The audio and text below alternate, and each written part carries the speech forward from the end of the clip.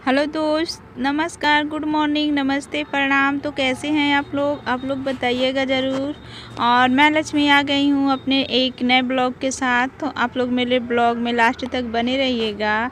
और फ्रेंड, आज के ब्लॉग में मैं आप लोगों के साथ शेयर करने वाली हूँ परमल की कलौंजी, या आप उसे भरवा परमल भी कह सकते हैं। तो आप लोग मेरे ब्लॉग में लास्ट तक बने रहिएगा फ्रेंड। और उससे पहले मैंने आप लोगों को क्या क्या मैंने शॉपिंग किया था मायके में, और मुझे क्या क्या मिला है मायके में। तो मैं कुछ दिन पहले मायके गई थी, तो वो सब मैं आप लोगों के साथ शेयर कर रही हूँ। मैंने कहा था कि मैं वीडियो में आप लोगों को दिखाऊंगी कि मैंने क्या क्या ख़रीदारी किया था इससे पहले वाले वीडियो में। तो फ्रेंड, ये साड़ी मुझे मिला था वहाँ पर। तो ये रेड कलर की साड़ी है, और ये जो लाइनिंग है ये उसका ब्लाउज है। और ये रेड कलर की सिंपल साड़ी है और केवल बॉर्डर है उसका। आप लोग देखिए, जैसा ये पिक लगा है ऐसा ही है साड़ी पूरी। मैंने खोला नहीं था, बट आप लोग देख सकते हैं यहाँ पर। और ये जो लाइनिंग है ये ब्लाउज वाला हिस्सा है, और सिंपल साड़ी है बिल्कुल। और क्या डेली यूज वाली साड़ी है, तो जो है वो ठीक है। और फिर उसके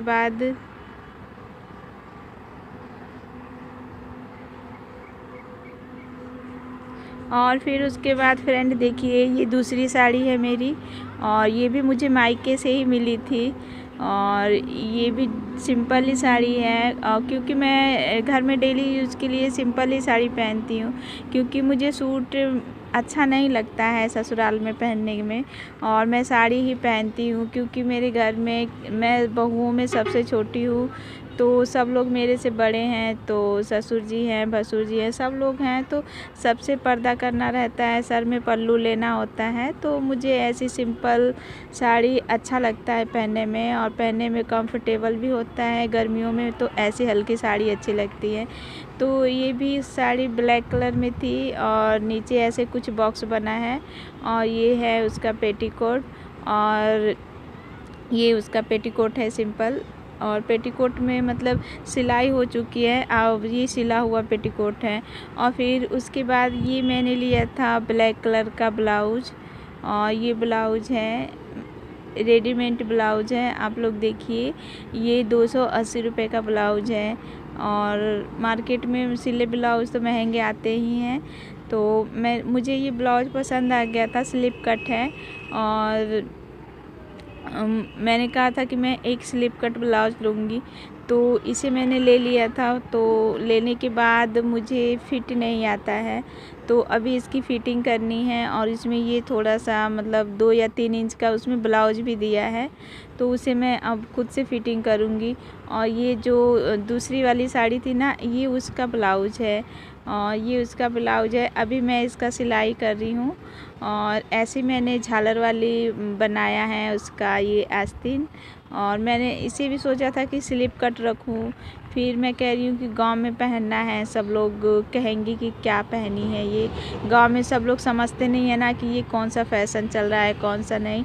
उन लोगों को तो बस कमेंट करना है कि ये इन्होंने क्या पहना है, इनकी बहू ने क्या पहना है। तो इसलिए मैं गांव के तरीके से ही रहती हूँ, सिंपल जैसा सब लोग पहनती हैं वैसा मैं भी पहनती हूँ।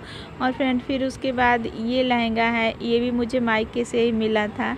तो ये लहंगा तो फुल साइज़ है, मगर ये लहंगा मेरी स्वीटी का है, तो मेरी बड़ी बेटी का है।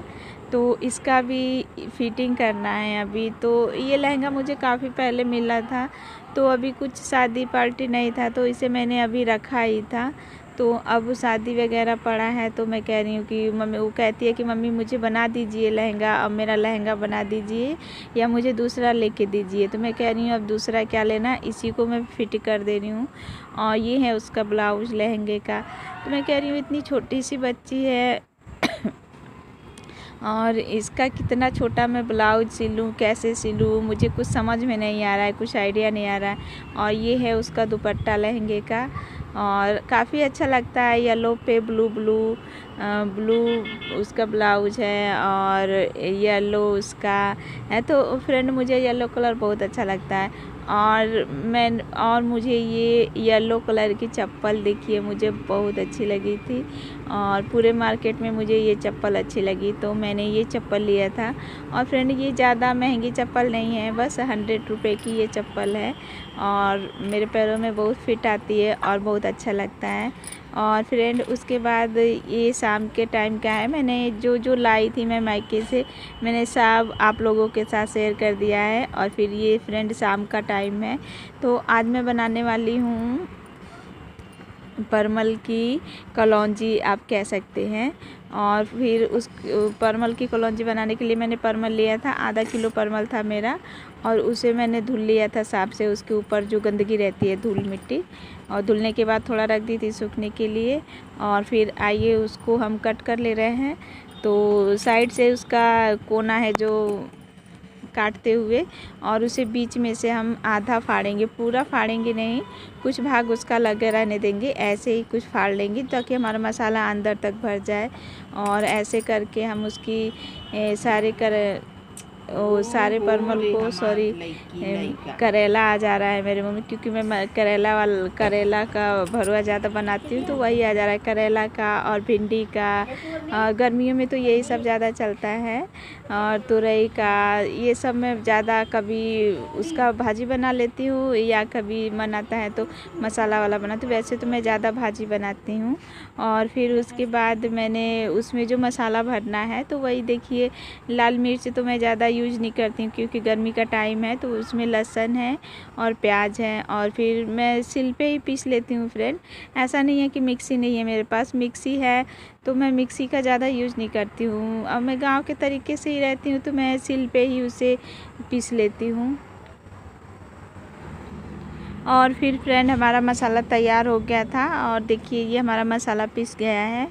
और उसके बाद मैंने लोहे की कढ़ाई में मैं ज़्यादा सब्ज़ी को बनाती हूँ शाम के टाइम में, क्योंकि शाम के टाइम में थोड़ा सा बनाना रहता है तो मैं लोहे की कढ़ाई में, और इसमें मैं जो हमारा मसाला पिसा हुआ है उसमें मैं गरम मसाला मिला ले रही हूँ और हल्दी नमक जो है वो अपने अनुसार, स्वाद के अनुसार जितना चाहिए हमें उतना मैं मिला ले रही हूँ। और मिलाने के बाद और इधर हमारा तेल गरम हो गया है, लोहे वाली कढ़ाई में बनाना है तो तेल गरम हो गया था और उसमें मैंने थोड़ा सा जीरा डाल दिया था और जीरा हमारा जल गया था क्योंकि काफ़ी टाइम हो गया मुझे मसाला मिलाते हुए, तो तेल मेरा जल गया था ज़्यादा और मेरा जीरा भी जल गया था ज़्यादा, उसमें मैंने फटाक से मसाला मिलाया है। तो फ्रेंड उसके बाद मैं जीरे में और तेल में सारे मसालों को भूनूंगी और 10-5 मिनट भूनने के बाद अच्छे से, जैसे सभी सब्जियों का मसाला भुना जाता है तो 10 मिनट में हमारा मसाला रेडी हो जाएगा या 10 मिनट से कम ही लगेगा। तो अच्छा से हमारा मसाला जब रेडी हो जाएगा तो उसका कलर कुछ चेंज हो जाएगा और उसका कलर जब चेंज हो जाएगा उसे ढक के पका लेंगे और ढक के पकाने के बाद उसे बीच बीच में थोड़ा हम चलाते रहेंगे ताकि हमारा मसाला नीचे लगने ना पाए। देखिए अब हमारा मसाला मतलब कलर उसका चेंज हो गया है और तेल जो है वो ऊपर दिखने लगा है। तो फिर जो हमारा मसाला था वो ठंडा हो गया था और ठंडा होने के बाद देखिए इसी मसाले को हमने, वो वाली क्लिप शायद मेरी छूट गई है तो मैंने रिकॉर्ड नहीं कर पाई थी, और तो भरने वाला जो है तो मैंने सारे मसाले को इसमें भर दिया था अपने परमल में। और भरने के बाद फिर से दोबारा से तेल डाल के, थोड़ा सा ज़्यादा ही तेल डालते हैं और ज़्यादा तेल रहेगा तभी तो हमारा परमल जो है वो अच्छे से पकेगा। और फिर उसमें हम अपने सारे परमल को, जो भरे हुए परमल हैं उसे में हम डाल देंगे तेल में और अच्छे से उसे तेल में ऊपर नीचे करके चलाएंगे। और याद रहे फ्रेंड कि उसमें अब नमक नहीं डालना है क्योंकि हमें जो डालना है, जो चाहिए वो हम सब डाल चुके हैं उसमें। परमल जो हैं वो नीचे से जल जाएंगे और वैसे भी मेरी कढ़ाई बहुत पतली है तो उसे मैं ढक के 10-15 मिनट मैंने पकाया था। और देखिए कुछ